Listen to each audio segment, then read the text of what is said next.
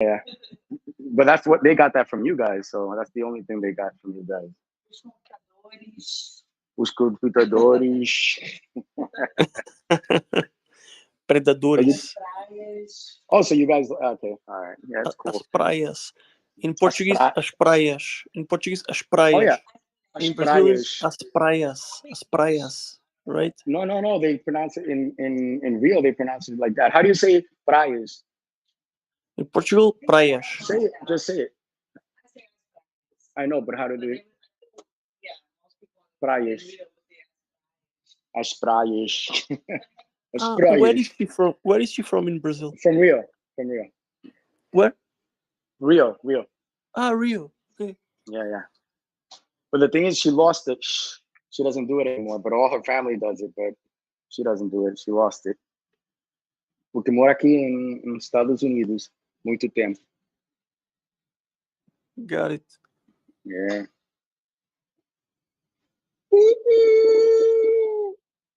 Get on the train. Sábados. What are you up to, Top Cat? Well, I can't disclose what I'm doing right now. Sorry, man. uh, but I have to speak not so loud because there's people sleeping just next me, so I have to be very careful. Não, não faz mal. Não faz mal. That's a Portuguese saying, right? Não faz mal. Doesn't matter. It means doesn't matter.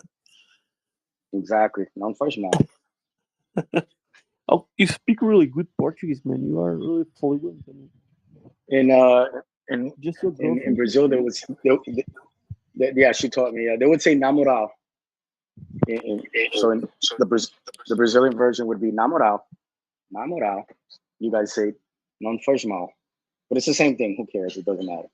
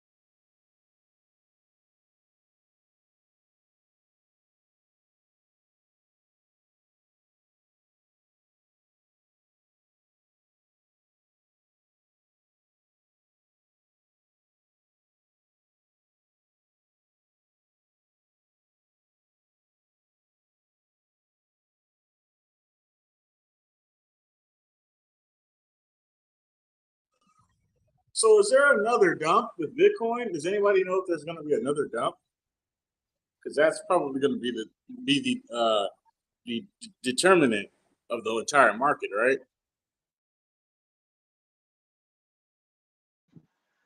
I don't know, but from what I'm hearing for people that I know that do TA is, yeah, a couple of,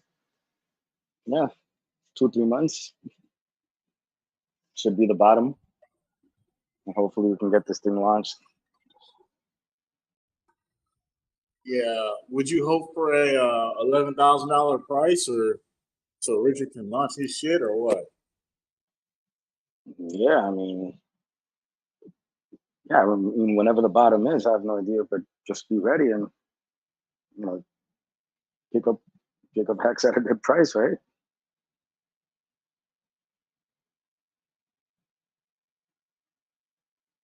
Yeah, I think even if he does launch it, I have no plans to sell it. I think it's just going to be worth holding for a couple of years. However time it's going to take for it to release, I'm just not going to sell it. So yeah, but you get it at the best price you can get it for, unless we already missed the bottom. It's a possibility. I don't think so, but you can maybe 50% at 3 cents and see if it goes down lower, and but the other 50%. So I don't know.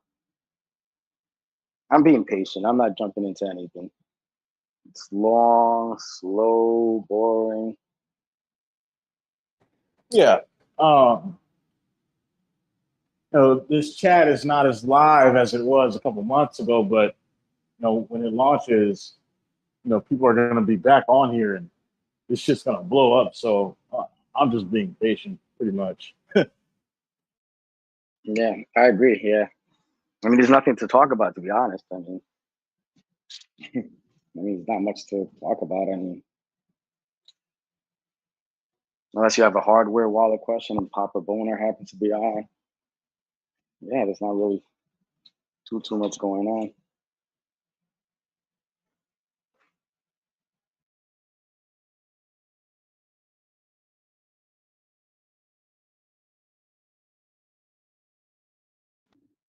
But I agree with you. Whenever this thing is launched, people are gonna rush back on it. Yeah, this shit's It's gonna going be to a blow up. madhouse. Yeah.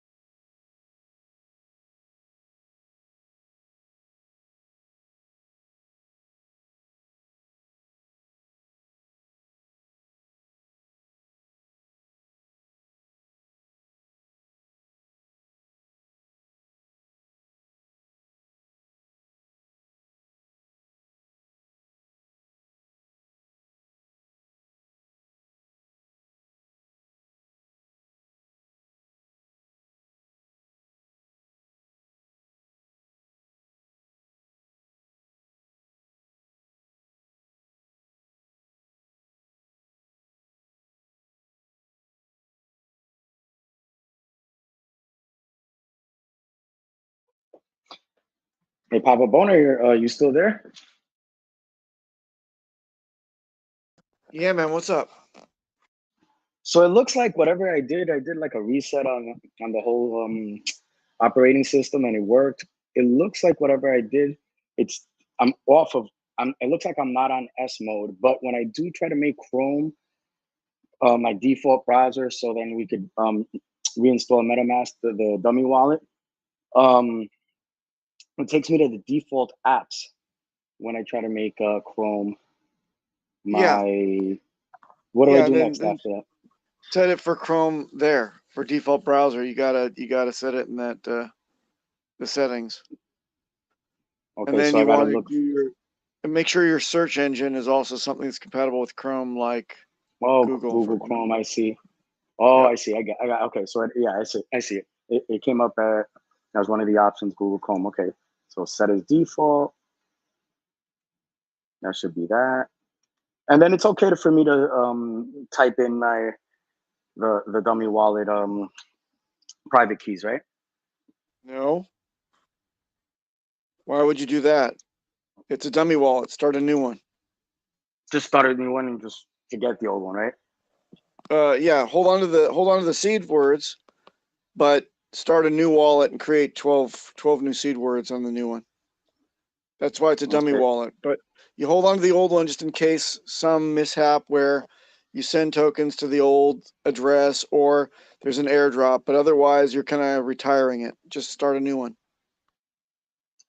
Why wouldn't you want to like just type in that dummy wallet just in case there's an airdrop to that dummy wallet, or you just because assume? you compromise it. You never type in a Okay. seed. Okay. So it's a throwaway. The old one is just a throwaway. Hold on to it though, because if there is an airdrop, you can recover it to a hardware wallet temporarily. Grab your airdrop, send it over to your vault wallet, and then factory wipe it again, and then reintroduce your vault wallet. Yeah. Okay, I follow you. So just keep the old one just in case for whatever reason there happens to be a airdrop, but don't type it in. Just set up a new dummy wallet, and that's it. Right. I keep a notebook that's labeled dummy wallets. Okay, that makes sense. Okay, now I follow you. Yeah, just in case. But how would you be notified? Like if there's an announcement like we had this airdrop for anybody who just happened to fit the, who had a MetaMask under these parameters or whatever, then you would kind of know. Okay, let me check this dummy wallet just to see if there's if I qualified for that free airdrop or something. Exactly, and it's good to copy paste your public address. Or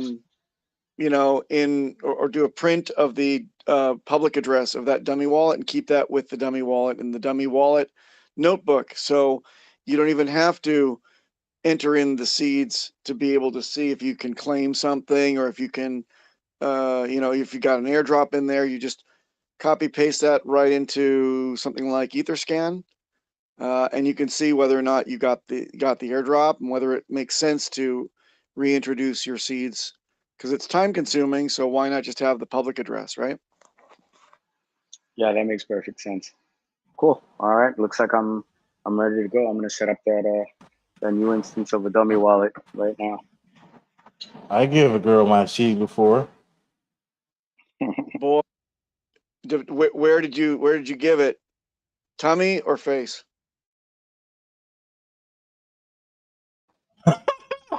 Both.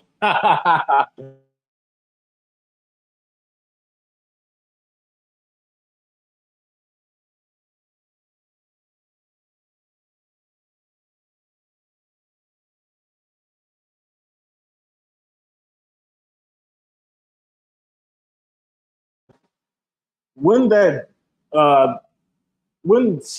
word seed could be ambiguous? Well, you could consider it the root. So seed also fits because it's from that seed, from that private key, that all of your public addresses are derived. And there's like almost infinite public addresses that come from that seed. Right.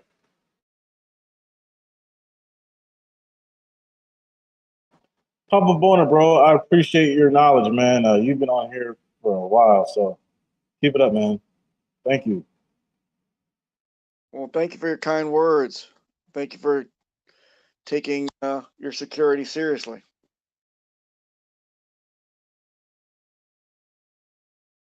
Yes, sir.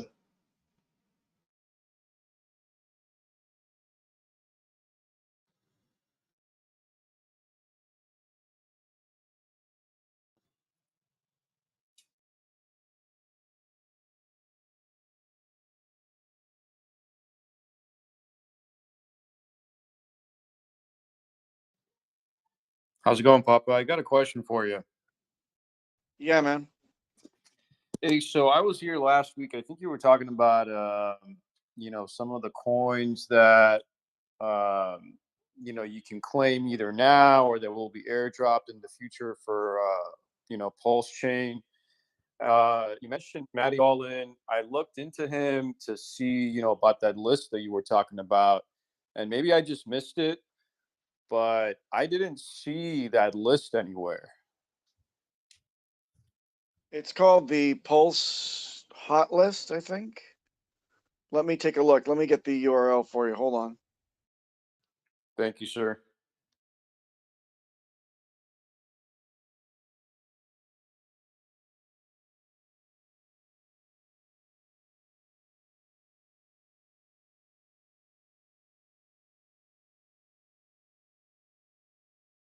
Yeah, it's all one word, pulsehotlist.com. Gotcha. Okay. And I know you mentioned Pulse Police as well, so I'll maybe take a look. I did come across like one token that seems like it was vetted. I just kind of took a cursory look, so I don't know if there was maybe more in the chat or I just missed it. But uh, do you know if everything that Pulse Hot List has been vetted? Well, they give it what they call a PHL score, and the PHL score, derives it from some kind of metrics that considers it, reputation wise, founder reputation. They enter in their own special metrics on whether they think it has a use case or utility at all, whether or not it's been audited. Basically,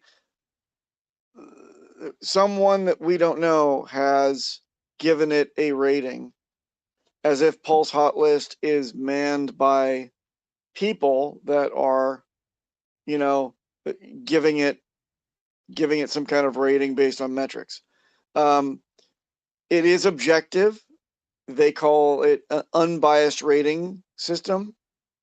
And I say they, I don't know if it's one guy, multiple guys, who they are, how vetted they are.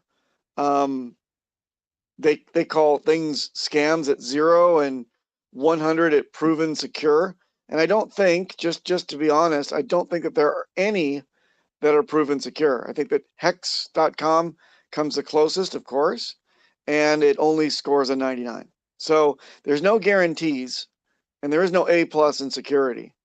So the A goes to hex.com, it seems. Also Pulsechain, which is not yet running, but on a main net, but it is working, they say. So you get a lot of interesting details. Something very close to what, yeah, I mean, but you know what? More certifications, I think, are healthier for our ecosystem. And I consider this maybe one data point in many that you should consider before, sacrificing or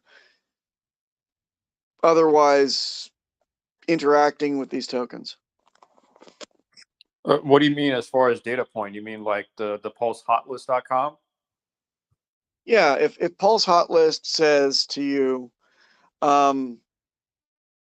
this is a good project, then should you go out and sacrifice for that project? Should you then interact with the airdrop from that project?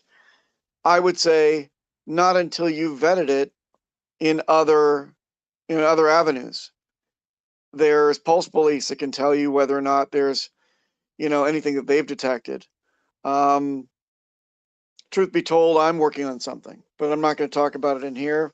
It's not a, it's not anything but another data point that you can use to decide whether or not something is safe or not.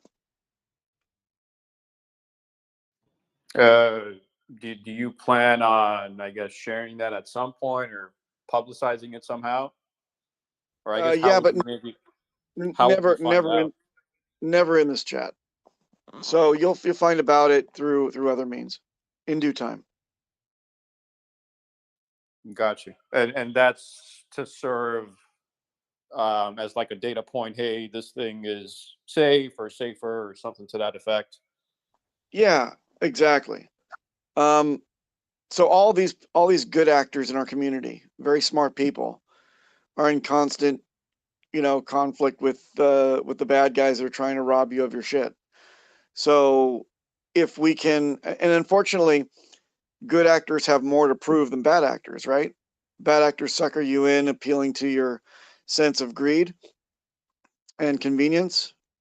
And good actors constantly have to, follow those bad actors and prove that what your instincts are telling you is good is ultimately sus. So I think we need more people that are good actors teaming up together to do that. And that's why I say that Pulse Hot List provides a data point, right? A ranking system in terms of, I guess, objective metrics. And I would say that Pulse Police provides more technical metrics that are down to the actual code. But I think that there's room for many more. I think that if we all team together and there's, let's say, 5 or 6 legitimate checks that you go through before you actually interact with something, will prevent a lot of people from getting rinsed. Yeah, definitely. So you mentioned the day. I know you said we don't know, obviously, who the day is. Do we know who's come up with that website? Is it the same group that's come up with that website, that manages the website and that vets the projects, or is it 2 different people, to your knowledge?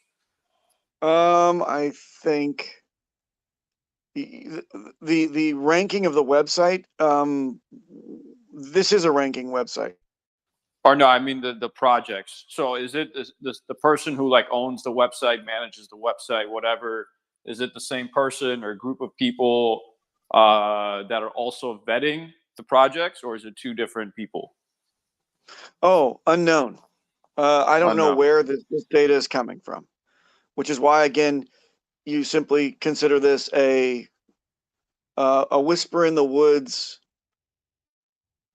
kind of community insight site.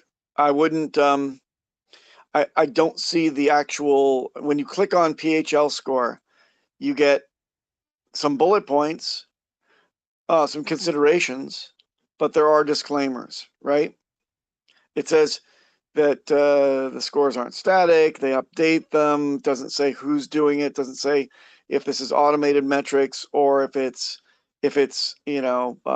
kept up by an admin that has a full-time job of making sure that a 0-day exploit is reported.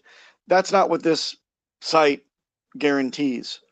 It's just a temperature gauge, and it simply advises would-be Pulsicans and Hexicans to look into these projects because of their green or red rankings.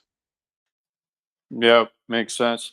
Just out of curiosity, for that thing that you're working on, I'm not, nothing to hold you to it, but just roughly, do you have some sort of timeline as to when you think it might be live? Just roughly speaking. I would hate to commit, but I mean, it's so simple that we're almost there. Okay, so sometime basically before the end of the year, let's just say, like Q3. Oh Q4. yeah, without Okay. a doubt, without a doubt. Gotcha. Okay, fair enough.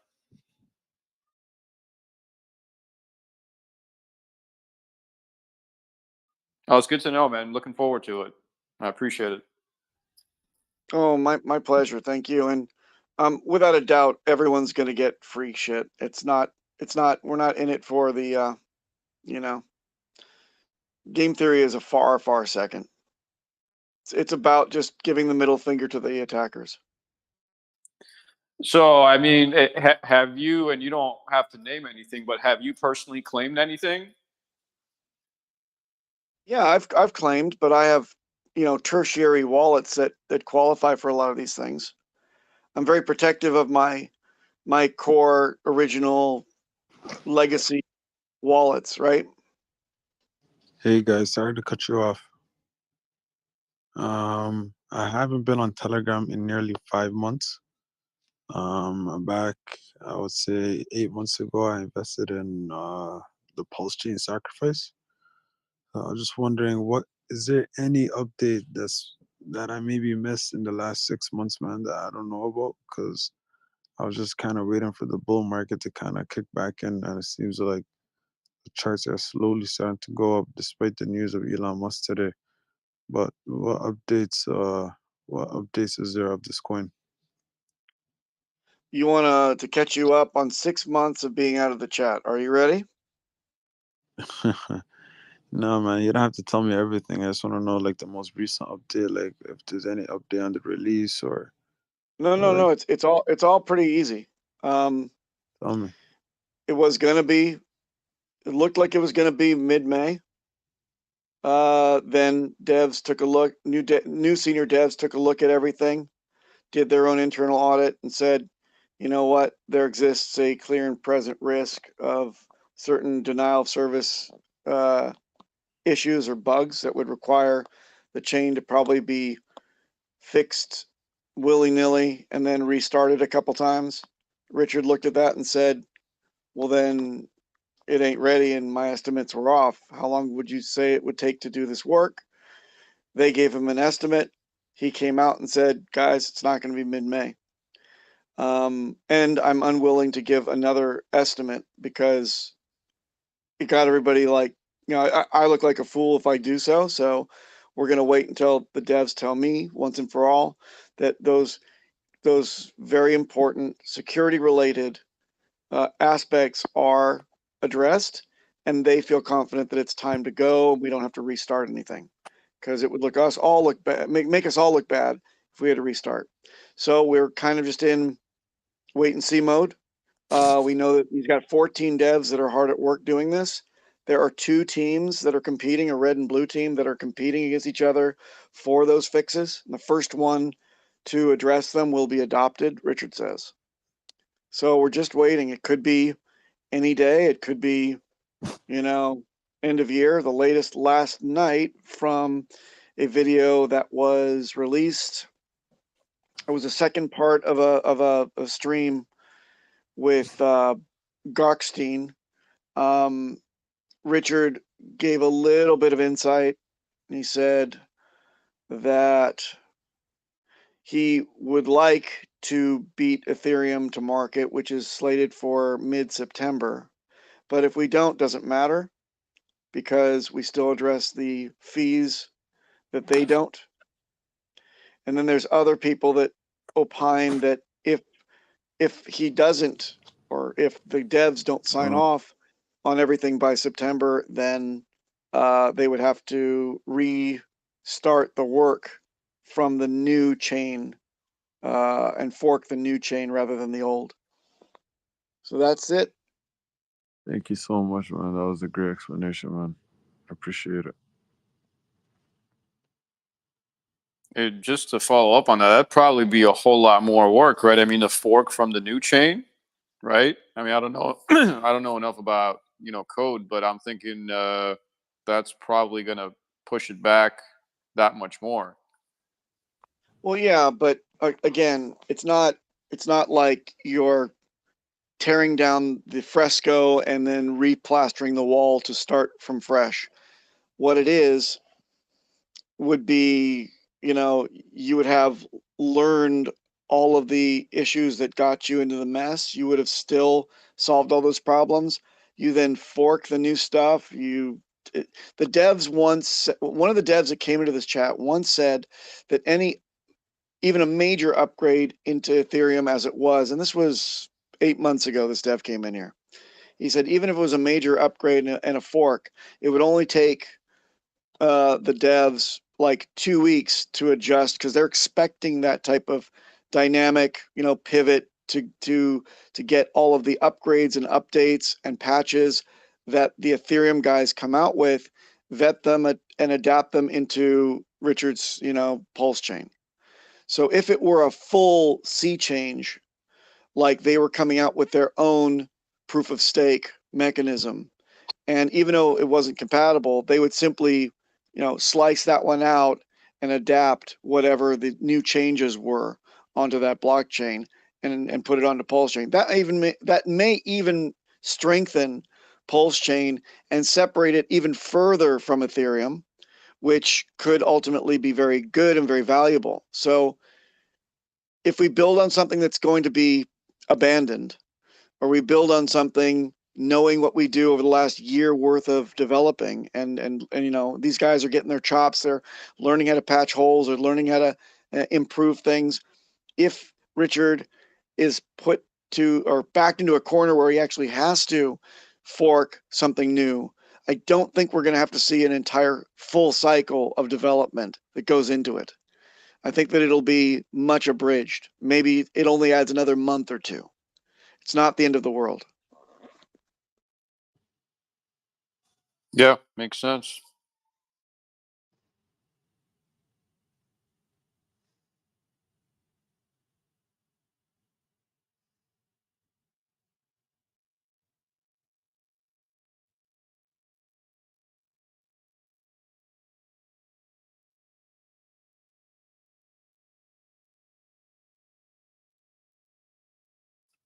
Got another question for you, Papa. On a slightly different note. Um, Knowing what Hex did, which was about 10,000x, from your perspective, this is just purely from your perspective and your knowledge, and it's going to be different for every single individual. But having said that, at what point would you personally be looking to maybe take some profits? Would it, let's say, just throwing some random numbers, 100x, 500x, 1000x? What do you think would be a good number, or a reasonable number to start maybe taking some profits off? Again, just knowing everything that you know. This is just your personal opinion. Well, you mean from the low? Are we judging it from the low, or are we judging it from here? From launch, yeah, just from launch, from zero. Well, it wasn't exactly zero. The lowest point was after launch. It went below the launch price. So let's call it 56 cents was the 10,000x, shall we? Or let's Sure. round that to 50 cents. Let's Sure. call 50 cents 10,000x. I did not feel, and I still don't feel that was, obviously don't feel that that's the end of the story, right? I think that 20,000x, all-time highs past 10,000x are definitely in the cards. I feel so strongly that I didn't take any profits at any time. I haven't sold one hex. However, I did take Richard's calls at the top of the Bitcoin market, and I was able to sell off Bitcoin so I don't have to sell hex. So it's a different story for a lot of people, right? But do I think that we can do 20,000x from the all-time low? Absolutely. So I don't get itchy about taking any profits until 20,000x, which is not a lot from where we are right now if you consider that that's only 25x from here, right? But you're talking about Hex, right? I mean, my question was more so, or unless you're getting there in regards to Pulsechain. Oh, I'm sorry, Paul. Okay, so Pulsechain, taking profits, it's a little bit more difficult because number one,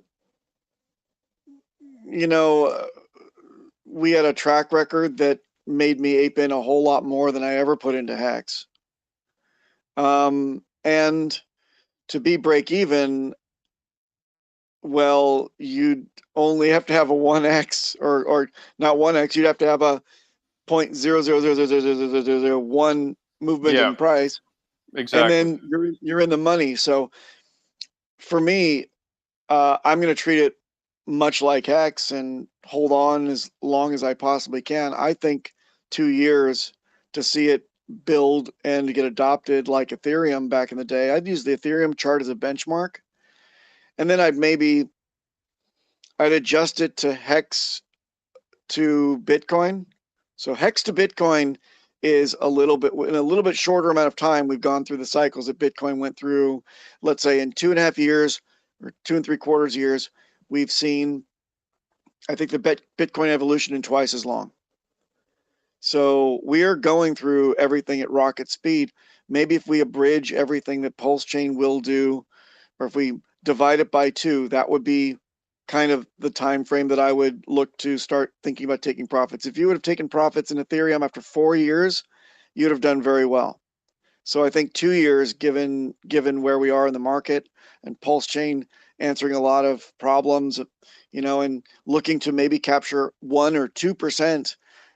I mean, 10% would be like earth shattering if we were able to weed away Ethereum users. And all those projects said, you know what, Pulsechain makes a lot of sense. We're going to adopt this as our main. If we were to weed away 1 to 2%, then in 2 years, you would be very happy if you started to look to take profits. Yeah, I mean, wow, 10% earth shattering. I mean, that's an understatement. I mean, but I guess, and by the way, I've sacrificed, so I hope this thing freaking does 100,000x for everyone's sake. But I mean, how do we expect, I guess, all this adoption to come, or where do we expect all this adoption to come from? I mean, I know RH has been doing a lot of. It's here. We have a captive audience. You would ask that question if it were an empty chain like all the other forks, but because all those copies are getting doled out, that's the thing that you say, it's a very easy soft sell. You simply tell someone, did you check? Did you check? And they say, well, how can I check? Say, here's the RPCs, put them in a MetaMask and go check. And that's it. And then ease off and move on. You don't have to say. Real quick, I mean, that doesn't necessarily translate into adoption, though. That necessarily, right? Some of those folks might stay. Some of those folks might just take their copies and just run.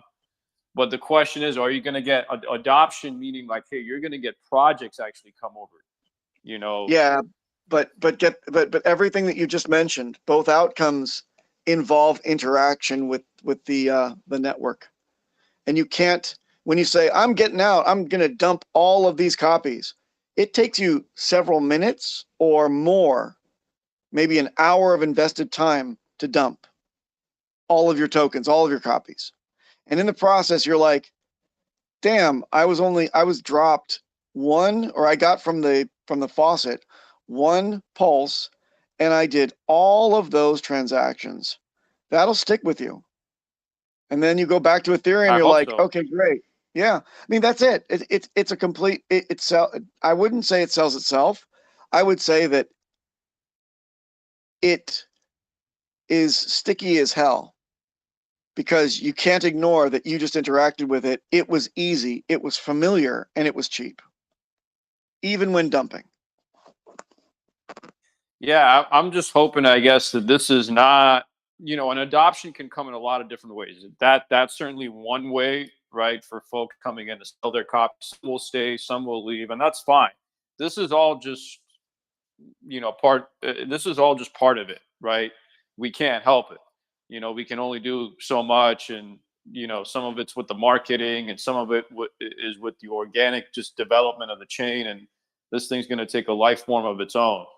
I guess my only thing is, hopefully it's just not some kind of pan flash, and it's just going to fizzle out, which there's still a possibility of that, right? I mean, in the very short term. I guess my only thing is just more of a sustained and long term, because yeah, there are tons of chains out there, but they don't necessarily get the adoption that they hope for, and that's just a bit of the question mark for me. But because yeah, you're right, out of the gate, this thing can easily do a 10x, literally within the first hour, first day. I don't think there's any question about that. But it's just more of a long-term thing that I kind of question, considering that it's a chain. Yeah, you're right. You're right. I'm encouraged though by the amount of project. I think that the delays have allowed a lot of different projects to be developed in the back end. And remember, we're kind of in our community owning the full stack. As soon as we get wallet and on-ramp, there's no other reason to be on Ethereum. None. You never have to touch Ethereum again. And that's something that these other forks don't have either.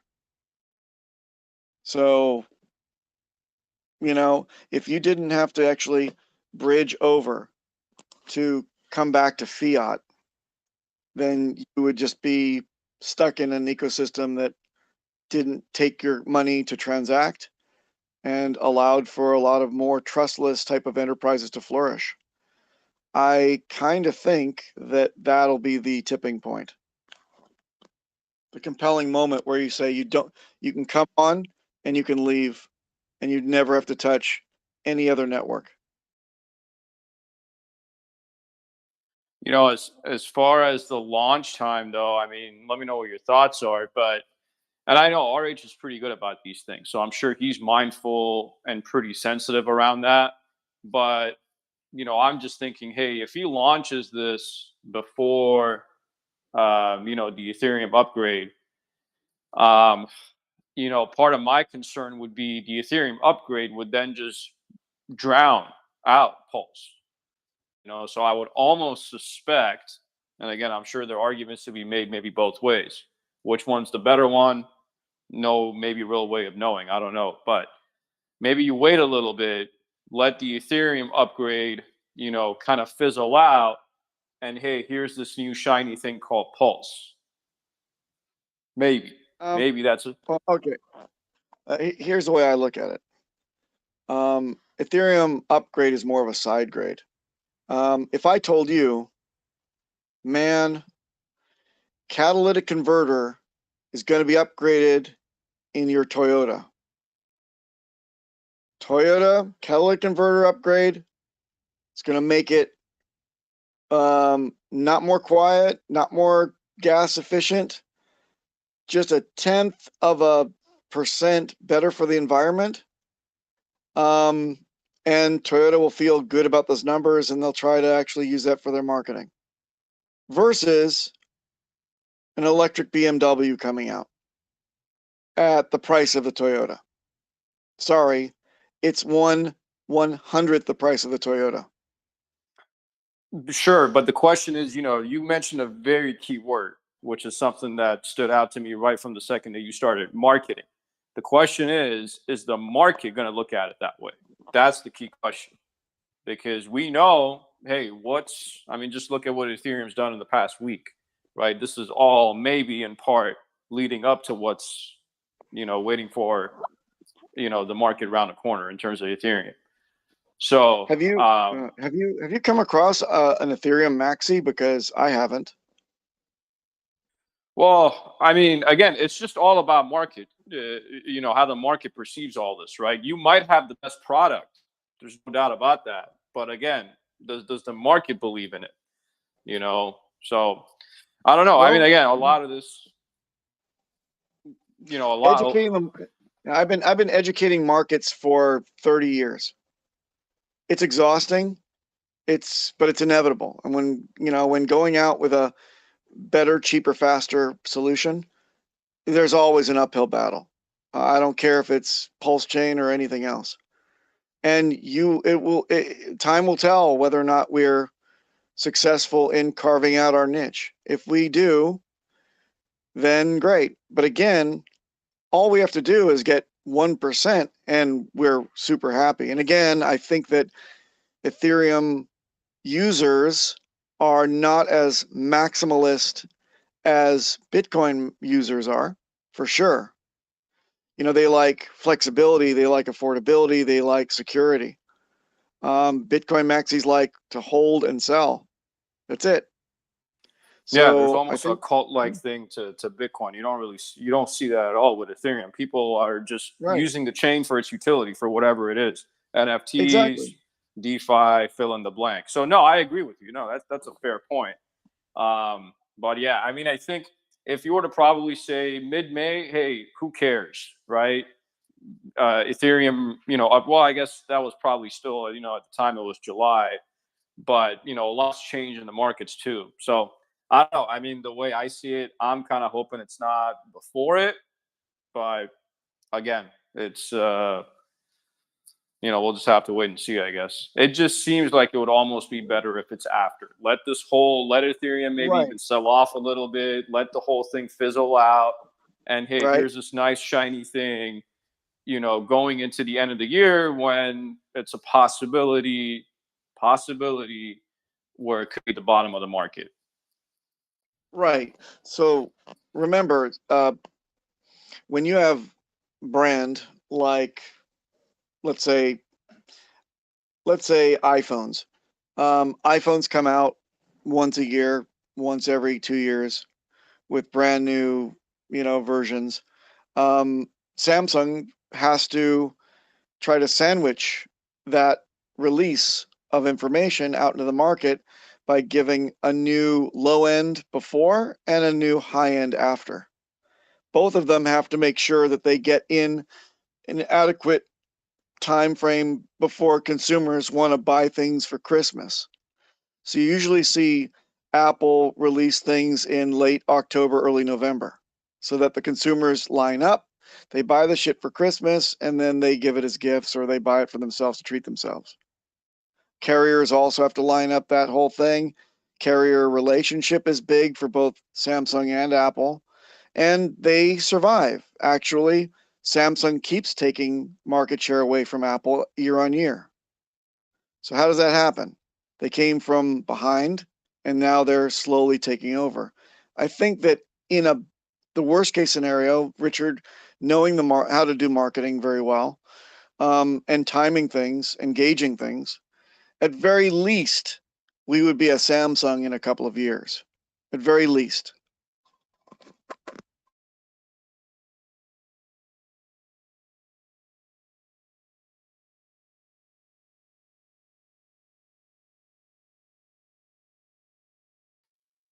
Yeah, fingers crossed. Yeah. I hope so. Hashtag I like Samsung.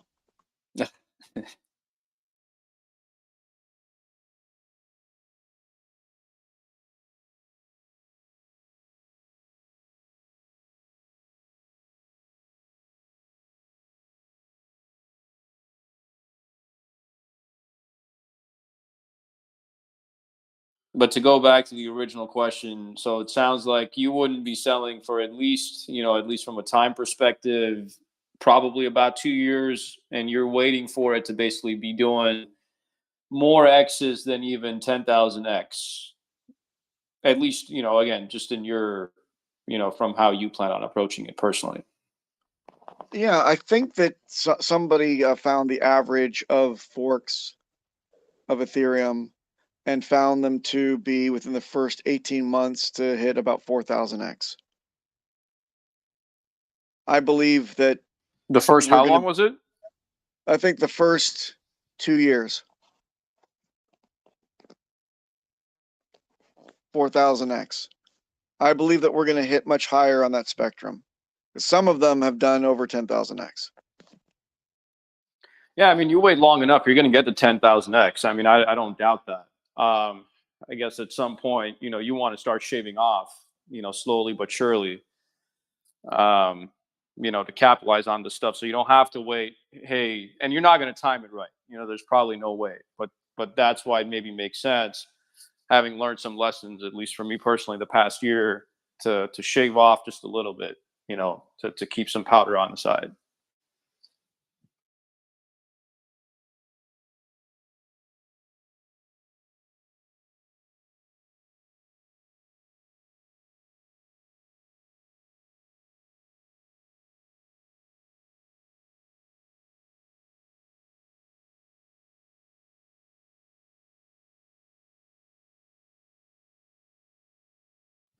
What about PulseX?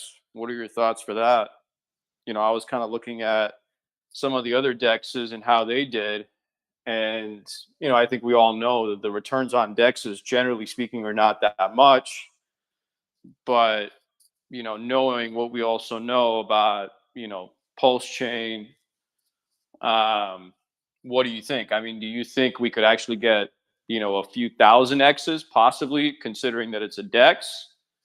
Or do you think that's probably more likely? I mean, yeah, you wait long enough, again, you're probably going to get those thousands of X's. But, you know, do you think in the same, let's say, maybe time frame of 2 years or so, are you probably looking at a few thousand X's for PulseX as well? Or is it maybe a few hundred X's, again, considering that PulseX is just a DEX? No, a few thousand X is easy. Reason there's the deflationary aspect, there's the game theory, there's the ability to you know, the buyback and burn feature is super, you know, valuable. Plus there's the cross-pollination effect between the chain token or the chain coin and the, you know, most liquid DEX on that chain. And I think that a lot of us are going to be excited in the first few months to try to trade back and forth to get a bigger bag of both Pulse and PulseX by trading between the two. You get those degens in there too that figure that, you know, they establish a ratio between the two in the first minutes, and then that ratio is ingrained in their heads to figure out how they can, you know, trade it up and get a bigger bag of Pulse and PulseX. And I don't think you see that in dexes that are unrelated to the you know, the coin, the chain's coin. Like Uniswap has nothing to do with Ethereum, so to speak. Nobody was trading that up on day one when they were both released simultaneously. It took a long time for them to even have any kind of relationship. And it's just a duct taped, you know, token onto their DEX that was already popular. So it's a big difference. I can't really equate it with anything else other than you got to assume that if everything is orchestrated to come out alone and they're branded together, come out together and they're branded together, and it feels like if you don't participate in one, you're kind of missing out on opportunity. There's that influence that is not present in any other DEX.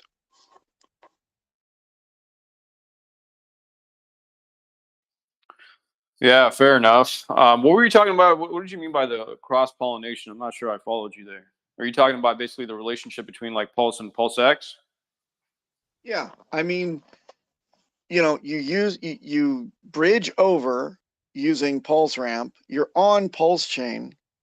Do you go to Wigwam DEX on Pulsechain first, or do you go to the, you know, the branded, endorsed, Richard Hart made, highly liquid PulseX to go take a look at what it looks like at least? You always gravitate to PulseX. And then you use Pulse to come back.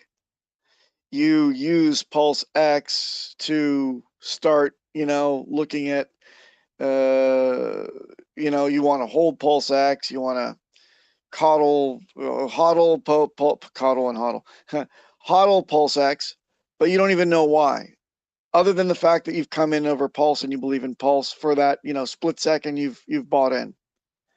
Now, when you're on, do you come over to Pulsechain without any Pulse in your wallet going to use PulseX? No, you've got to use Pulse to get there and to transact.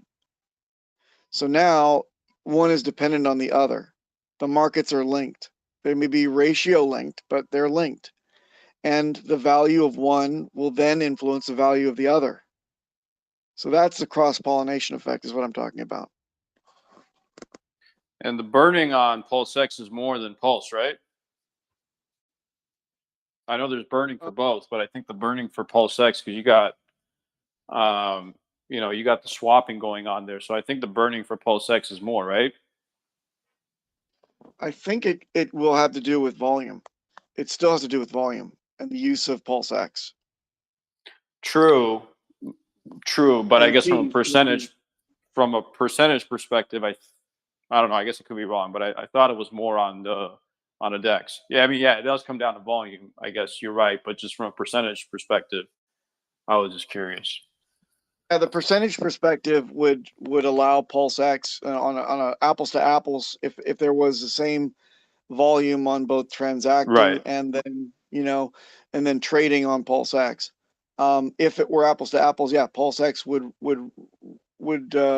win, but we don't expect the volume of PulseX to match the volume of trading on PulseX, swapping tokens on PulseX to equal that of every other transaction on Pulse. The answer is probably not.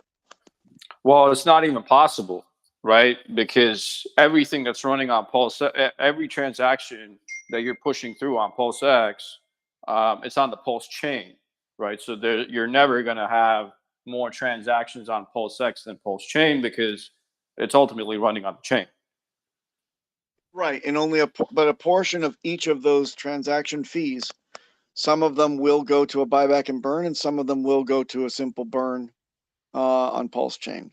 So you're right that there is a percentage, but the percentage I think rules it rules in the favor of PulseX on PulseX transactions and trades, but Right. on Pulse, obviously it's a pure play Pulse chain burn for fees on Pulse chain that goes to the delegators.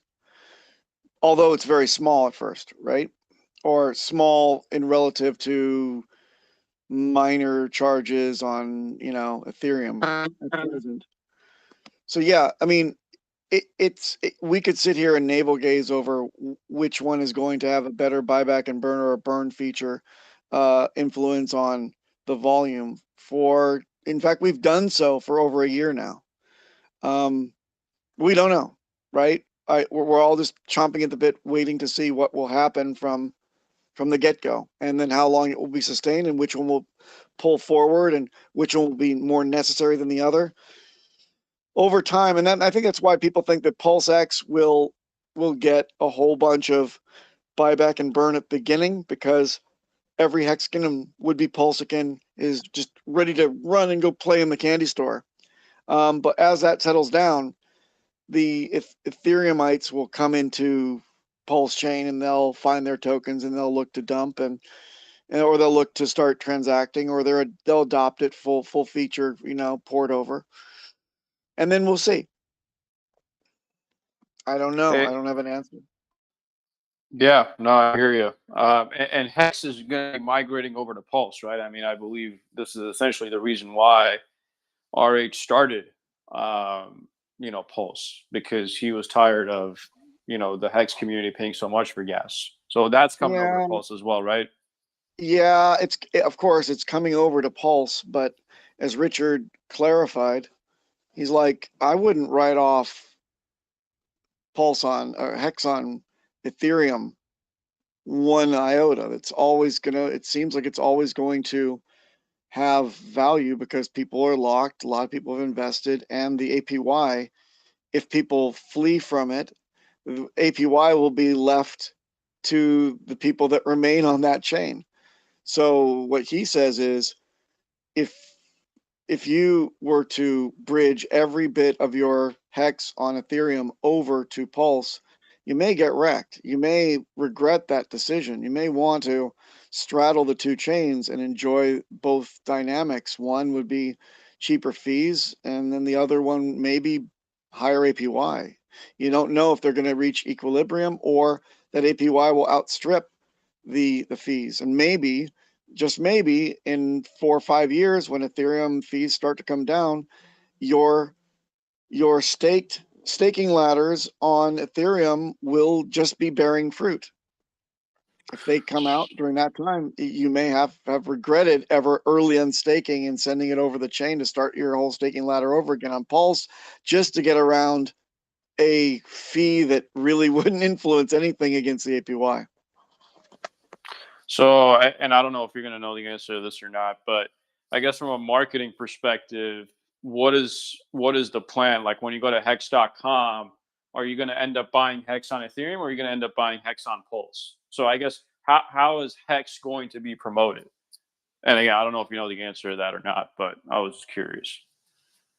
Oh, it's gonna there's gonna be a toggle, and I predict that they're going to be marketed equally.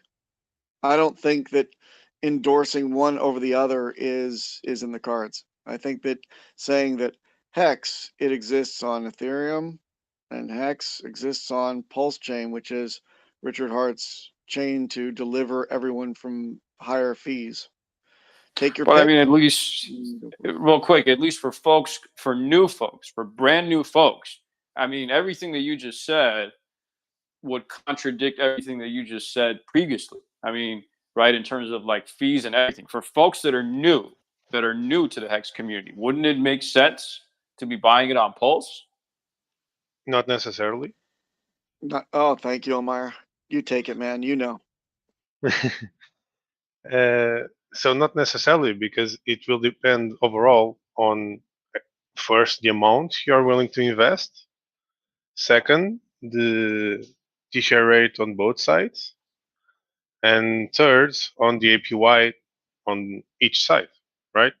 Because you may be able to transact for cheap on the Pulse chain or cheaper than Ethereum, but maybe Ethereum's APY is bigger, and if you are deciding to lock up, and if you decide to stake your X for 1 year, maybe it makes much sense to stake it on the Ethereum side and get a higher APY, right? So, or maybe in the Ethereum side, X is slightly cheaper at that time, and it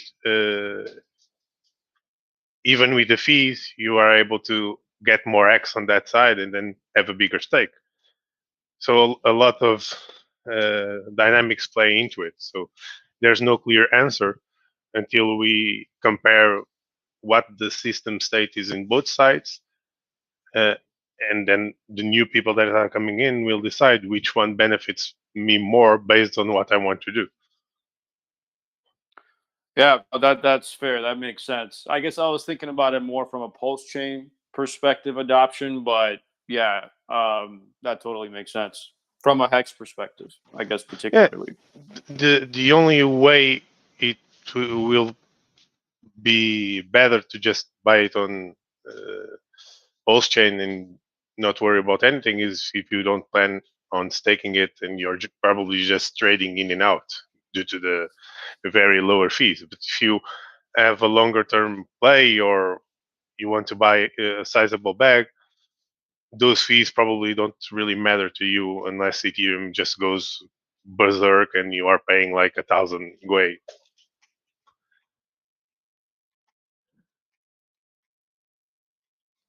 Yeah, makes sense.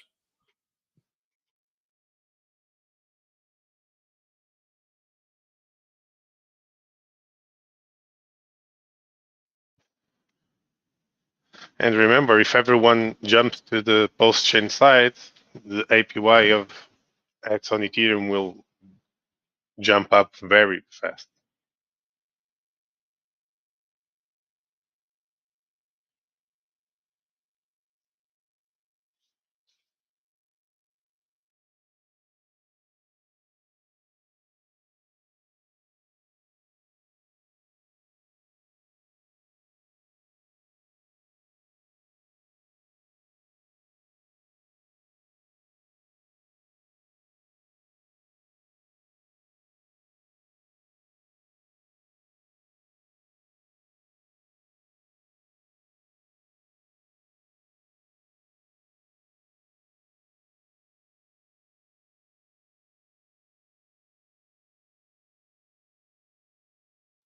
Yep, good chat, guys. Appreciate the insights you guys shared. Thank you.